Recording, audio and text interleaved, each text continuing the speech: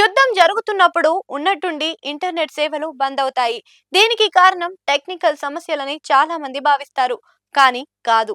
Internet ఆపడం సైనిక వ్యూహం. ప్రమాద తీవ్రతను తగ్గించడం, శత్రు అవకాశాలను దెబ్బతీయడం. కాలం మారే కొద్దీ యుద్ధం రీతులు మారుతూ ఉన్నాయి.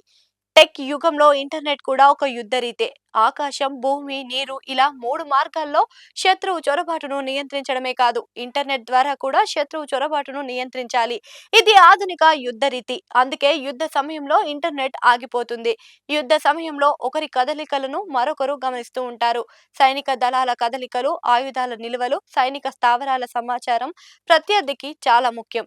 ఈ కీలక సమాచారంతో యుద్ధ వ్యూహం మారుతుంది, మరింత ఖచ్చితత్వం వస్తుంది. తద్వారా గురిపెట్టిన లక్ష్యం నెరవేరుతుంది.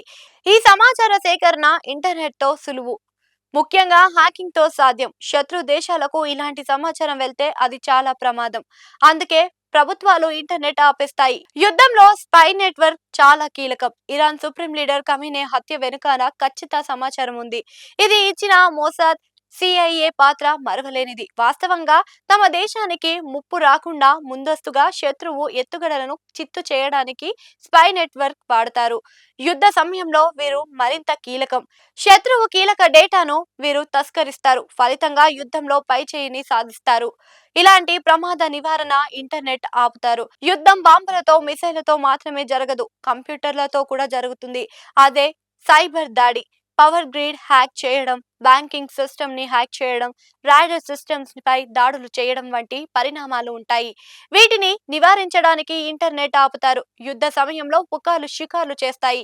ఫలితంగా అనవసర ఆందోళనలు వ్యాప్తి చెందుతాయి. దీనికి చెక్ పెట్టడానికి కూడా ఇంటర్నెట్ ఆపుతారు. లేదంటే యుద్ధాన్ని వ్యతిరేకిస్తున్న ప్రజలు నిరసనలను వెలుగు చూడకుండా ఉండటానికి కూడా ఇంటర్నెట్ ఆపుతారు.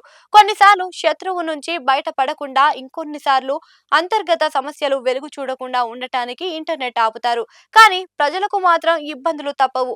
ఇంటర్నెట్ ఆపితే సైనికులకు సంబంధించిన వ్యవస్థలు ఆగిపోవా అన్న ప్రశ్న రావచ్చు. ఇంటర్నెట్ ఆపినా పని చేయడానికి సైన్యం వద్ద ప్రత్యేక కమ్యూనికేషన్ వ్యవస్థ ఉంటుంది. దీని ద్వారా జరగాల్సిన పనులు జరుగుతాయి. Military radio communication, satellite communication, fibre optical military network, డ్రోన్ల ద్వారా సమాచార సేకరణ, సమాచార వ్యాప్తి జరుగుతుంది.